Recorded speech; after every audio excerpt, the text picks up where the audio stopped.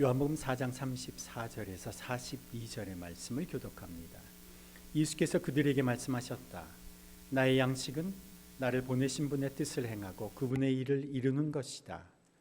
너희는 넉 달이 지나야 추수 때가 된다고 하지 않느냐? 그러나 나는 너희에게 말한다. 눈을 들어서 밭을 보아라. 이미 곡식이 익어서 거둘 때가 되었다. 추수하는 사람은 품삯을 받으며 영생에 이르는 열매를 거두어 드린다. 그리하면 씨를 뿌리는 사람과 추수하는 사람이 함께 기뻐할 것이다. 그러므로 한 사람은 심고 한 사람은 거둔다는 말이 옳다. 나는 너희를 보내서 너희가 수고하지 않은 것을 거두게 하였다. 수고는 남들이 하였는데 너희는 그들의 수고의 결실에 참여하게 된 것이다. 그 동네에서 많은 사마리아 사람이 예수를 믿게 되었다. 그것은 그 여자가 자기가 한 일을 예수께서 다 알아맞히셨다고 증언하였기 때문이다. 사마리아 사람들이 예수께 와서 자기들과 함께 머무시기를 청하므로 예수께서는 이틀 동안 거기에 머무르셨다. 그래서 더 많은 사람들이 예수의 말씀을 듣고서 믿게 되었다. 함께 읽습니다. 그들은 그 여자에게 말하였다. 우리가 믿는 것은 이제 당신의 말 때문만은 아니요. 우리가 그 말씀을 직접 들어보고 이분이 참으로 세상의 구주이심을 알았기 때문이요. 아멘. 스웨덴의 유명한 그림책 작가인 스펜 트루드크 비스트가 쓴 그림책 중에 핀두스 시리즈라는 8권짜리 그림책이 있습니다. 매번 등장하는 주인공의 이름이 핀두스여서 핀두스 시리즈인데 주인공은 사람이 아니고 고양이입니다. 이 시리즈 그림책 중에 누가 내 채소밭을 망쳐놨지? 라는 책이 있는데 핀두스 이 고양이의 주인 할아버지가 밭에 채소를 심는 이야기입니다. 처음에는 밭에 당근과 양파, 완두콩을 그리고 각종 씨를 심었습니다. 그리고 고양이 핀두스는 자기가 좋아하는 고기를 밭에 심었습니다. 이 고기가 여러 개로 열매 맺어서 자라기를 바라면서, 그런데 닭장에서 닭이 나와서 씨를 심으려고 막 갈아엎어서 씨를 심어 놓았는데 그 갈아엎은 흙에서 지렁이를 찾아 먹겠다고 땅을 다 헤집어 놓는 바람에 씨앗을 심어 놓은 밭이 다 파헤쳐졌습니다. 그래서 주인 할아버지가 닭을 다 닭장에 잡아놓고는 다시 채소 씨를 뿌렸습니다. 그리고 그 밭에 물을 주었습니다. 핀두스는 심었던 고기 덩이를 다시 찾아서 다시 거기에 밭에 심었습니다. 그 다음날 아침에 일어났는데 밭이 엉망이 되어버렸습니다. 옆집 돼지가 우리를 뛰쳐나와서 이 밭에 심어 놓은 감자를 파헤친다고 밭을 쑥대밭으로 만들어 놓았습니다. 그리고는 그날 밤 고양이와 주인 할아버지는 고양이 핀두스를 시켜서 그 밭을 다시 씨를 뿌려 놓은 이제 밭을 망을 보게 보초를 세워 놓았습니다. 그런데 이 핀두스가 잠깐 잠든 사이에 옆 농장에 있던 소들이 밭에 들어와서 밭을 밟아서 다 뭉개뜨려 버렸습니다. 그래서 채소, 감자, 홍당무, 콩을 키워보려고 했는데 모든 게 다 숲으로 돌아가 버렸어요. 주인공 고양이 핀두스가 이렇게 말하면서 그림책이 끝납니다. 채소를 너무 많이 먹으면 건강에 좋지 않아. 그러면서 그림책이 이제 끝나는 거죠. 이게 아이들의 그림책이기도 하고 어른의 그림책이기도 한데, 제가 하나로마트에 갔다가 한 판씩 이렇게 파는 모종을 보고서 저거 나도 한번 심어볼까 해서 지하 1층에 상추와 채소를 잔뜩 심어 놓았습니다.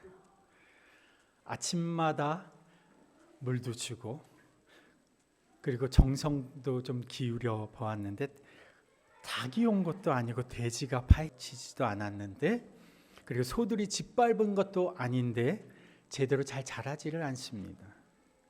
밭에 심어진 보통 밭에 심어진 상추를 제가 물어보니까 제 다른 이 분한테 또 물어보니까 우리 교인 중에도 밭 이렇게 텃밭 하신 분이 계시지만 여쭤보니까 2주만 지나면 안 따지면 못 먹을 만큼 막 이렇게 커진다고 해요. 2주가 지났는데도 안 자라도 너무 안 자랍니다. 그런데 안 자라는 데는 이유가 있겠죠. 제가 찾아봤어요, 인터넷에. 식물이 잘 자라는데 필요한 4가지 요소 이렇게 해서 나와 있더라고요. 햇빛, 온도, 수분, 토양. 이 4가지 중에 아무것도 문제가 없는데 한 가지 문제가 있으면 토양입니다. 처음 심을 때 그 밑바닥을 파보니까 흙이 딱 한 뼘밖에 없는 겁니다. 시멘트 바닥에 흙이 살짝 덮여져 있는 거죠. 그래서 여기 이 땅에서 무언가 대단한 것을 기대한다는 것 자체가 사실은 무리입니다. 다행히도 담벼락 사이에 심어놓은 나팔꽃이 피고 호박꽃이 피었습니다. 그래서 꽃 피고 생명이 자라나는 것을 보는 것만으로도 기분이 좋습니다만은 제가 잘 키워서 다음 바베큐 할 때 우리 교인들하고 한번 고기 쌈 싸 먹어야 되겠다라고 생각했던 소망은 접어야 할 것 같습니다. 좋은 모종을 가져다 심었는데 결국 토양이 문제인 거죠. 예수님께서 이 땅 불모지 같은 이 세상에 찾아오셨습니다. 예수님 가시는 곳마다 하나님 나라의 복음의 씨앗을 심으셨습니다. 처음에 예수님이 사역을 시작한 곳이 어디였습니까? 갈릴리 호수 주변이었습니다. 초기 이 갈릴리 호수 주변에서 제자들을 부르셨고 그리고 갈릴리 주변에서 많은 기적을 행하셨습니다. 그리고 예수님은 이 갈릴리에서 종종 아래쪽에 위치한 이스라엘의 중심지 예루살렘이 포함한 그 유대 지역을 종종 방문하셨습니다. 이 유대 지역에서도 예수님은 많은 말씀을 사람들에게 가르치셨습니다. 종교 지도자들에게는 가슴에 좀 찔리는 말씀도 하셨고 예수님을 공격하려는 이 권세자들과 리더들을 향해서 때로는 독설도 날리셨습니다. 그리고 갈릴리가 저 북쪽에 있으면 유대 지역은 이 남쪽에 있는데 갈릴리와 유대 지역을 오고 가려면 반드시 거쳐야 되는 중간 지역이 사마리아 지역입니다. 이 사마리아 지역은 유대인이기는 하지만 이 사람들은 이방인들의 피가 섞여 있는 혼혈 유대인, 그래서 전통 유대인들은 상종도 하지 않는 사람들이 살고 있는 도시였습니다. 예수님은 이 지역을 지나시면서도 하나님 나라 복음을 전하셨습니다. 그리고 예수님은 갈릴리, 사마리아, 유대뿐만이 아니라 호수 건너편의 이방인의 마을에서도 예수님은 말씀을 전하시고 사람들의 병을 고쳐주셨습니다. 그래서 갈릴리, 유대 그리고 그 유대 중간지대인 사마리아뿐만이 아니라 이 이방인의 지역들까지도 예수님은 가시는 곳마다 하나님 나라의 복음의 씨앗을 뿌리셨습니다. 그런데 지역마다 반응은 천차만별입니다. 예수님의 초기 사역지인 갈릴리 지역에서 특별히 그 지역 안에서 예수님이 그렇게 말씀을 많이 가르쳐 주셨는데도 별 반응을 보이지 않는 지역이 있습니다. 어디였는가? 갈릴리 호숫가 가장 북쪽에 위치한 고라신 벳세다라고 하는 마을이었어요. 이 도시에 대해서 예수님이 마태복음 11장 21절에 이렇게 말씀하셨어요. 고라시나 너에게 화가 있다. 벳세다야 너에게 화가 있다. 너희 마을들에서 행한 기적들을 두로와 시돈에서 행했더라면 그들은 벌써 굵은 베옷을 입고 죄를 쓰고서 회개하였을 것이다. 두로와 시돈은 갈릴리에서 보면 저 북쪽에 있는 지중해 연안의 이방 도시입니다. 이 두로와 시돈에서 내가 너희들에게 했던 것만큼 사역을 하고 말씀을 전했다면 거기에서는 그 사람들은 장례식을 치르는 것처럼 통곡하고 슬퍼하면서 하나님 앞에 회개하고 돌아왔을 것이다. 예수님이 그렇게 고라신 벳세다의 사람들에게 말씀을 하셨어요.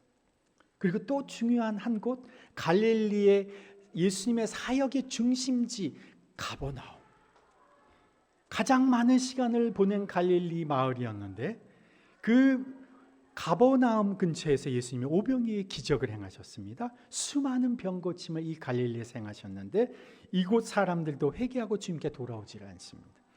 그래서 예수님께서 이렇게 말씀하셨어요. 너 가버나움아, 가버나움에서 행한 기적들을 내가 소돔에서 행했더라면, 여러분 소돔과 고모라가 멸망당한 도시지 않습니까? 내가 가버나움에서 행했던 기적들을 소돔에서 행했더라면 그 소돔은 지금까지 살아남아 있을 것이다.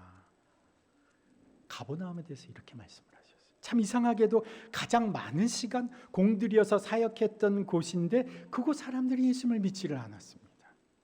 그와 반면에 예수님께서 지나가시면서 들린 것, 오히려 많은 사람들이 회개하고 돌아오리라고 기대하지 않은 곳이 있습니다. 이스라엘 사람들이 상종도 하지 않는 사마리아 지역 수가라는 마을을 예수님이 지나가셨는데, 바로 오늘 요한복음 4장의 내용이 펼쳐지는 그 배경이 되는 마을입니다.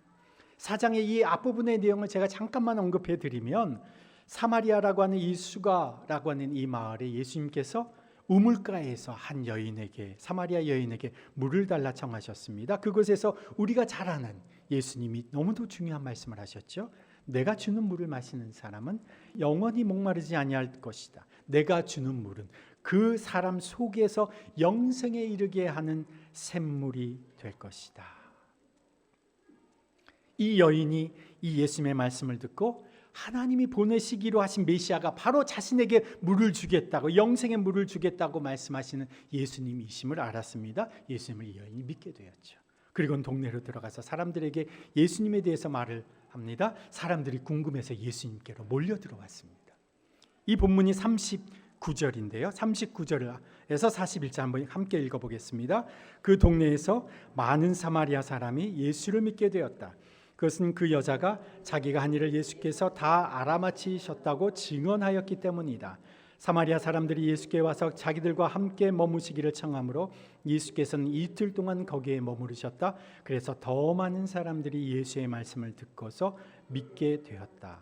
사마리아 사람들이 요청해서 예수님은 예정에도 없던 그 마을에 이틀을 더 머무시면서 말씀을 가르쳐 주셨습니다. 사마리아는 지나가는 길에 머무르신 곳입니다. 그곳 마을에서는 많은 사람들이 예수님께 찾아와서 예수님의 말씀을 듣게 해달라고 청해서 예수님이 이틀을 더 머무르시면서 말씀을 전했고, 그 많은 사람들이 하나님 나라 백성이 되었습니다. 예수님의 갈릴리 사역의 중심지였고 수많은 기적을 행하신 가버나움은 예수님이 그렇게 많은 시간을 투자하시고 말씀을 가르치시고 기적을 행하셨는데 사람들이 돌아오지 않았고, 지나가는 길에 들린 사마리아 수가라는 마을에서는 너무나도 다른 많은 사람들이 예수님을 믿게 되었습니다. 왜 그럴까요? 예수님이 사마리아에서는 특별히 갈릴리에서 말씀하시지 않았던 그 은혜가 되는 말씀을 전해주셨을까요? 갈릴리에서는 예수님이 대충 성의 없게 말씀을 전하셨을까요?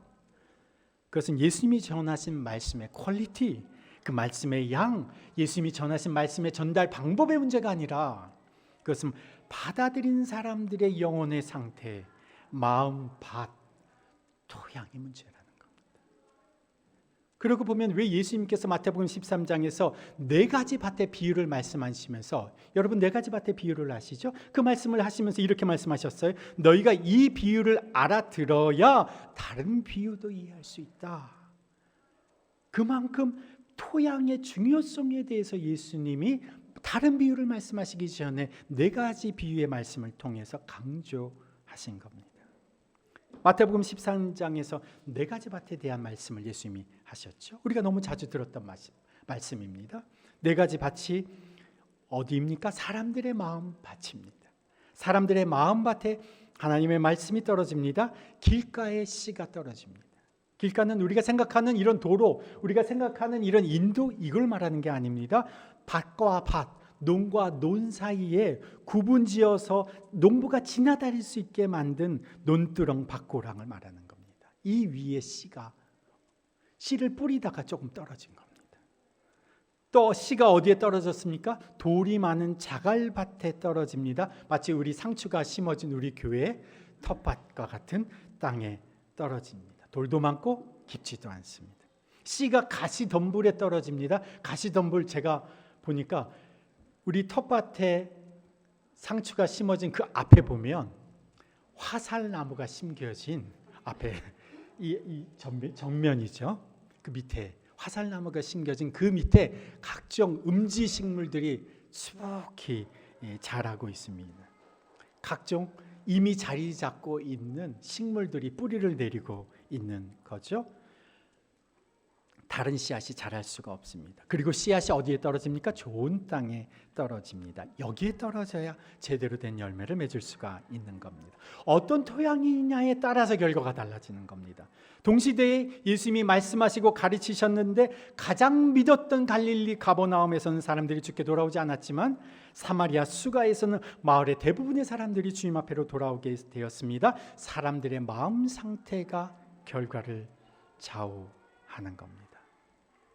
자, 여기 2022년 5월 22일 여기 파주, 여기에서 저희들이 지금 살아갑니다. 근데 제가 주일 예배 때 초청 강사를 모신다고 가정해 보십시오. 오늘이 5월 22일, 이 파주에 제가 주일에 말씀을 전하실 초대 강사를 모시겠습니다. 여기 계신 분들을 위해서 정말 어렵게 좋은 강사를 구해서 가정하는 겁니다. 그것도 한 주가 아니고 4주 연속으로 주일마다 말씀을 전해달라고 제가 섭외를 했습니다. 그분 성함이 JESUS, 예수님. 제가 예수님께 4주간, 예수님 우리 교회 더블교회 오셔서 4주간 설교를 해주십시오 부탁을 해서 예수님이 여기 오신다고 한번 생각해 보십시오. 이 4주간 예수님의 말씀을 듣고 일생일대에 아주 새로운 계기가 될 분들이 여기 많이 계실 겁니다. 그러나 4주 후에도 여전히 이전하고 똑같이 살아가는 사람도 있을 거라는 겁니다. 사람의 마음 상태에 따라 직접 예수님의 말씀을 듣고 기적을 베푼 현장을 보고 예수님이 기적을 행한 빵도 먹고 생선도 먹고 그리고 죽었다가 살아난 사람도 직접 보고도 믿지 않는 사람들이 있는가 반면에 예수님의 말씀을 직접 듣지 못하고 전해 듣기만 해도 그 예수님의 말씀을 듣고 변화된 사람이 있다는 겁니다. 왜냐하면 실제로 그 시대에, 예수님 시대에 사람들이 그랬으니까요. 그런데 이 사마리아 수가라고 하는 이 마을의 사람들의 영적인 상태, 그들의 마음의 상태를 보시고 예수님이 뭐라고 말씀하셨습니까? 35절에 함께 있습니다. 너희는 35절 시작. 너희는 넉 달이 지나야 추수 때가 된다고 하지 않느냐? 그러나 나는 너희에게 말한다. 눈을 들어서 밭을 보아라. 이미 곡식이 익어서 거둘 때가 되었다. 예수님이 보신 이 토양의 상태는 예수님이 말씀만 전하면 바로 거둬들일 수 있겠다. 예수님이 이렇게 판단을 하신 겁니다.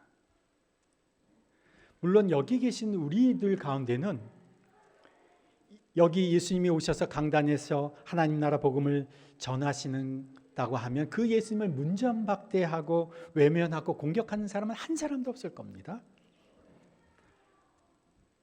이 예수님이 여기에서 계속 말씀을 전하셔도 그 예수님을 배척할 사람은 없겠지만 그렇다면 그 예수님의 말씀을 듣게 되는 내 마음의 토양의 상태는 어떤가? 어떤 상태일까? 여러분 이렇게 생각하실 거예요.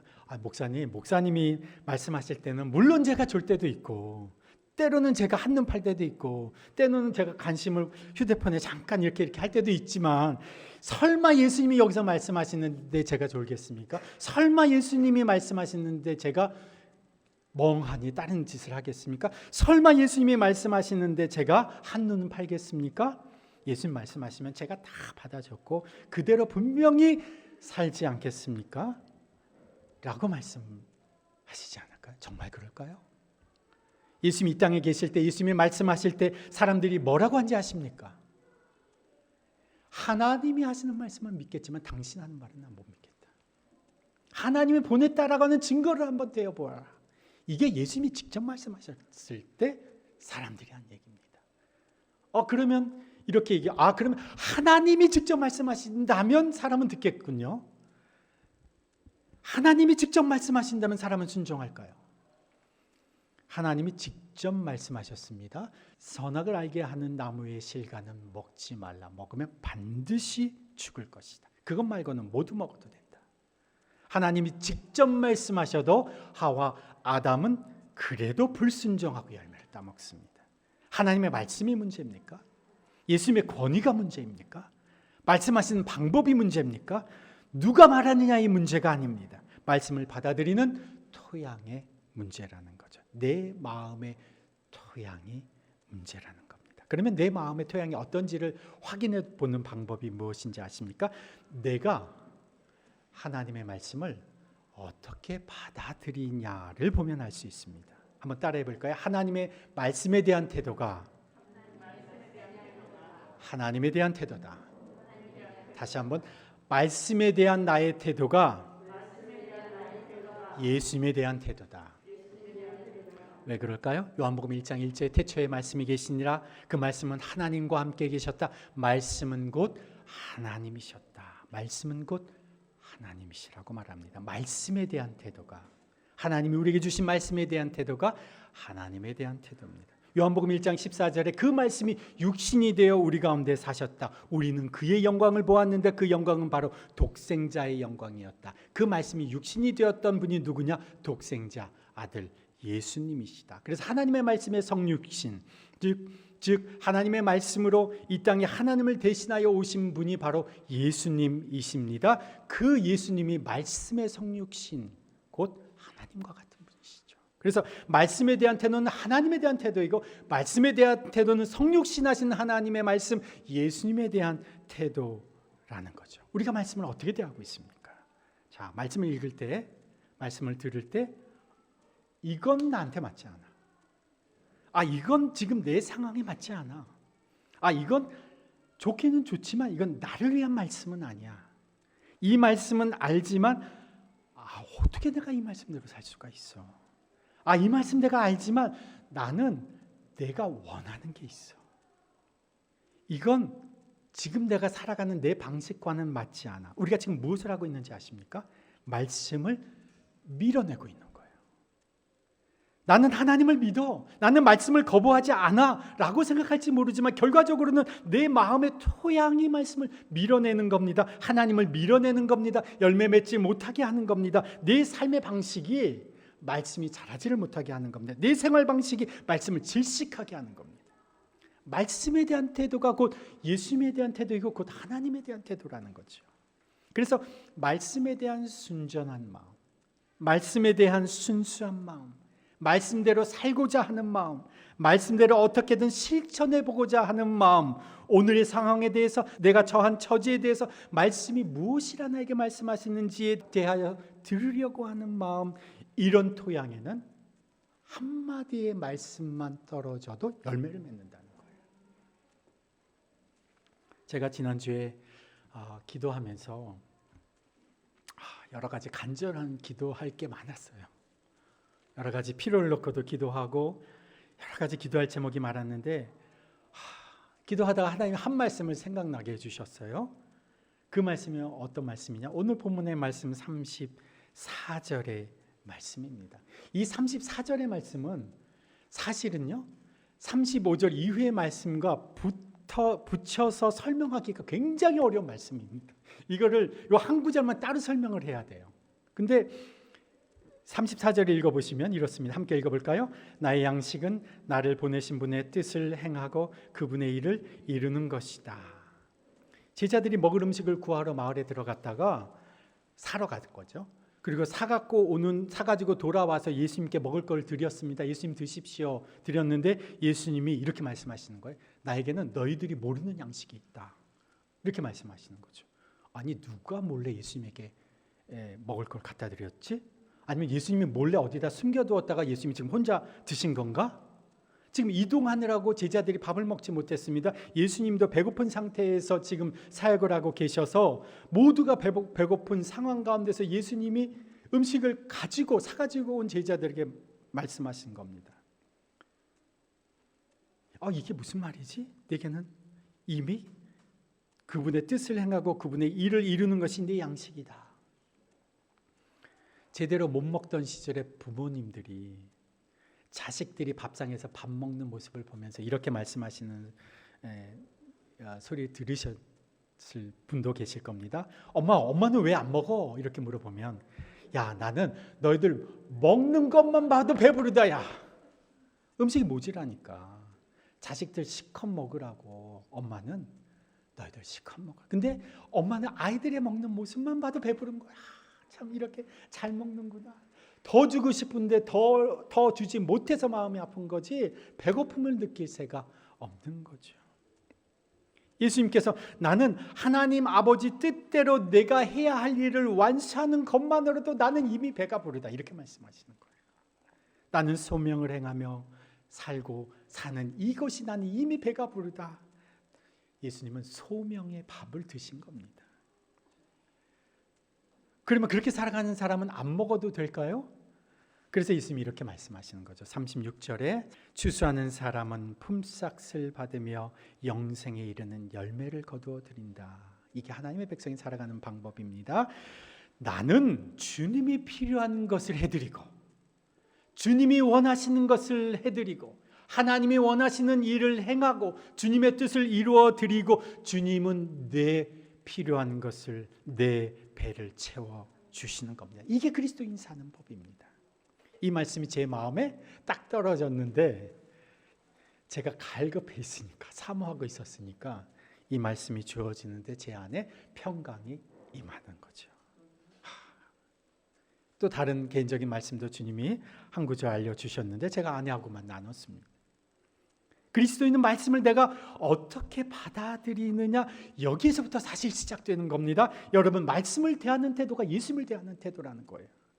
말씀을 듣고 읽었는데 아무 감흥이 없습니까?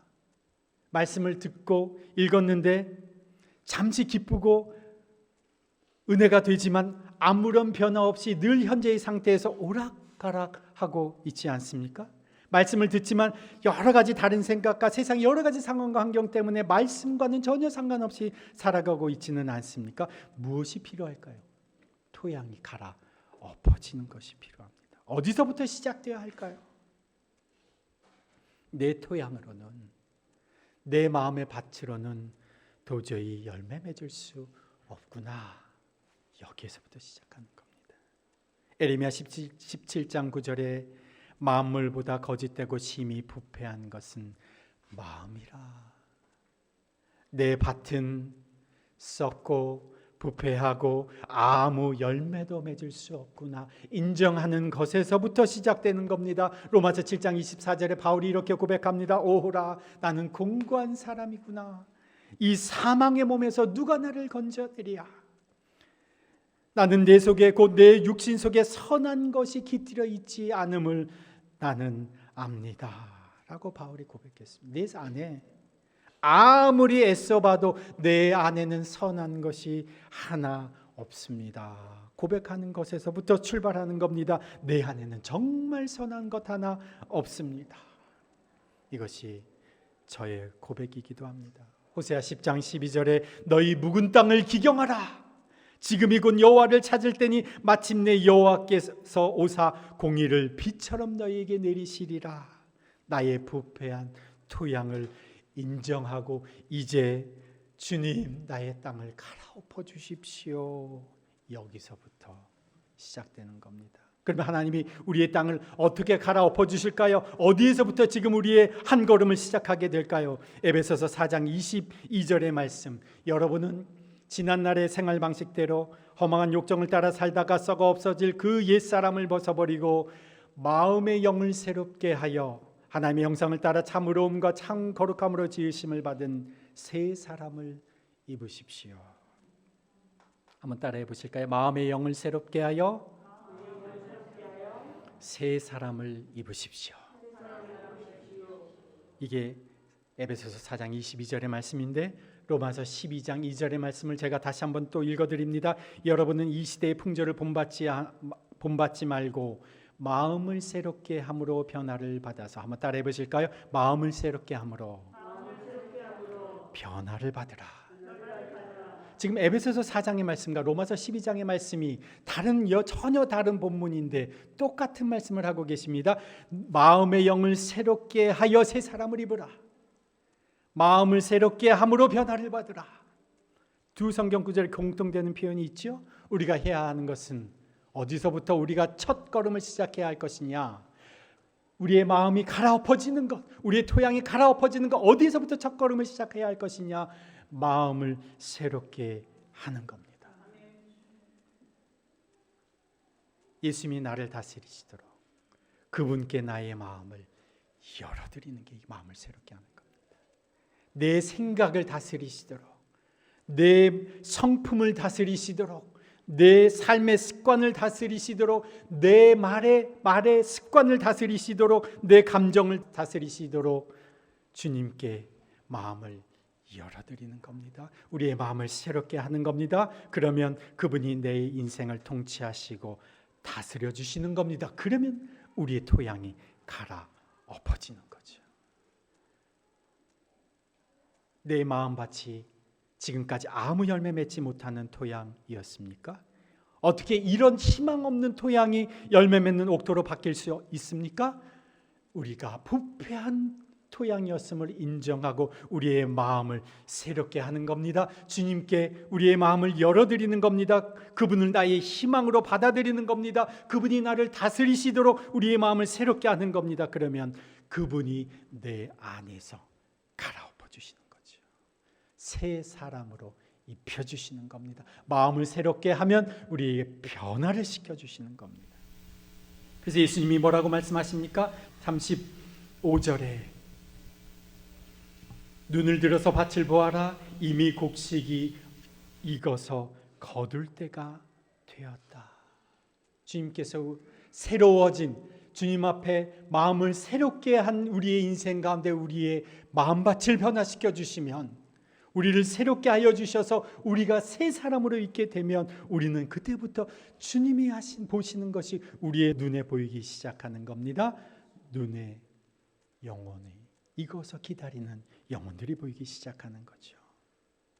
오늘 우리의 눈에 지금 무엇이 보입니까? 제자들이 그랬던 것처럼 먹을 음식 구해오느라고 하늘의 음식, 소명의 빵은 잊고 살아가는지 가고 있지는 않습니까? 제자들이 이제 막 자라기 시작한 밭을 보면서 이제 넉 달이나 지나야 추수할 때가 오지 않겠습니까? 라고 생각했던 것처럼 우리도 우리가 뿌려놓은 밭만 보면서 살아가고 있지는 않습니까?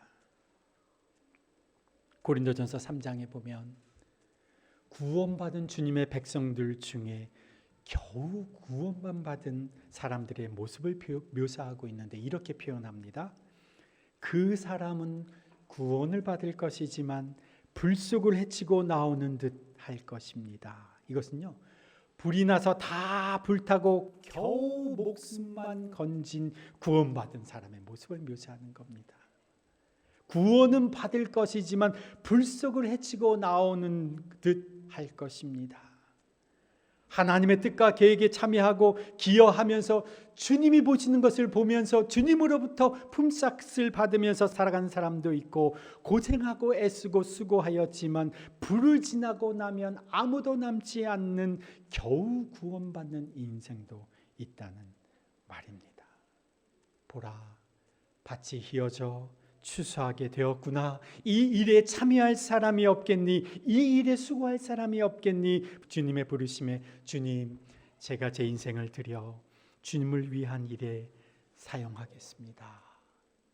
하나님이 내가 누구를 보낼까 물으실 때, 나를 대신하여 누구를 보낼까 물으실 때 이사야처럼 주님, 제가 여기 있습니다. 주님, 저를 보내어 주십시오. 말할 수 있는 사람으로 우리가 살아가야 하지 않겠습니까? 눈을 들어 밭을 보라. 추수할 거둘 때가 되었다. 추수할 것은 많은데 일꾼이 적다. 말씀하시는 그 예수님과 함께 우리도 추수의 기쁨을 함께 누려야 하지 않겠습니까? 우리가 살아가는 일터, 우리가 살아가는 가정, 우리가 살아가는 그 지역과 사회가 바로 그 밭입니다. 추수를 행하시는 주님의 일에 참여하는 자로, 이 시대의 영혼의 추수에 동참하는 자로 살아가시기를 주님의 이름으로 축복합니다. 하나님 아버지, 예수님의 육성의 음성을 직접 듣고도 예수님이 빵으로 기적을 행하시는 그 빵과 생선을 먹고도, 그리고 예수님이 죽은 자를 살리신 것을 직접 보고도 믿지 않는 사람들이 이 세상에 존재합니다. 주님, 아무리 오늘 이 시대 속에서 주님이 그렇게 하셔도 믿지 않는 사람들은 여전히 존재할 것입니다. 주님, 오늘 살아가는 우리들의 이 마음의 밭은, 우리들의 마음의 토양은 주님이 어떠한 말씀을 하셔도 열매 맺는 인생 되게 해 주십시오. 주님, 우리의 돌멩이로 가득한 우리의 마음밭이, 우리의 여러 가지 잔뿌리와 가시 덤불로 가득한 우리의 마음밭이, 길가와 같이 굳어져 있는 우리의 마음밭이 주님 기경되기를 소원합니다. 주님, 우리의 마음을 주님 앞에서 새롭게 합니다. 주님 앞에 우리의 마음을 열어놓습니다. 주님, 우리의 마음을 새롭게 하오니 우리를 변화시켜 주옵소서. 옥토로 변화시켜 주옵소서. 어떠한 말씀을 하셔도 순종하며 열매 맺는 인생 되게 하여 주옵소서. 그리하여 30배, 60배, 100배의 주님이 원하시는 열매로 풍성한 인생 되도록 인도하여 주옵소서. 주님, 그렇게 영생의 구원의 열매를 누리며 살아가는 저희들의 인생 주님 되게 하셔서 오늘 이 시대 속에 주님이 보시는 것을 보는 자가 되게 해 주십시오. 우리 눈에 오늘 우리가 마주하는 현안에 우리의 마음이 갇혀서, 우리의 생각이 갇혀서, 우리의 시선이 팔려서 주님이 지금 보시는 것을 보지 못하고 살아가는 어리석은 인생 되지 않게 하여 주시고, 주님이 보시는 이 추수할 영혼들을 우리도 보게 하여 주옵소서. 주님이 이 시대 속에서도 주님이 한 말씀만 던져주시면 회개하고 돌아올 영혼들이 우리 주위에 보이게 하여 주셔서 주님, 그들을 위하여 기도하고 그들을 위하여 섬기고 그들에게 복음을 나누고 살아갈 때에 주님, 우리를 통하여 하나님 나라 구원의 영생의 열매가 거둬지는 역사가 있도록 인도하여 주옵소서. 주님, 오늘 우리가 살아가는 우리의 삶의 일터와 가정, 사업장과 우리의 직장을 주님께서 복 주셔서 그곳에서 열매 맺게 해 주옵소서. 그들의 영혼을 주님 우리가 보게 하여 주십시오. 주님, 우리를 통하여 하나님의 역사가 일어나는 것을 경험하게 하여 주옵소서. 주님, 오늘 살아가는 우리의 삶의 현장에 주님, 주께서 간섭하여 주시기를 소원합니다. 지금 여러 가지 기도의 제목을 가지고 기도하는 심령들마다 주님, 하나님이 역사하시고 간섭하시고 변화시키시고 상황을 역전시키시고 하나님 나라의 역사를 일으키시는 것을 보게 하여 주옵소서. 이제는 우리 구주 예수 그리스도의 그 지극하신 은혜와 하나님 아버지의 그 무한하신 사랑과 성령의 역사하심과 교통하심이 마음을 새롭게 함으로 변화받아 열매 맺는 좋은 밭으로 변화된 삶을 살게 되므로 주님의 추수의 현장에 참여하는 복된 삶을 살기로 결단하며 세상으로 나아가는 주님의 백성들 위에, 그 가정 위에, 일터 위에, 주의 몸된 더비교회 공동체 위에 이제로부터 영원토록 함께 하시기를 간절히 축원하옵나이다. 아멘.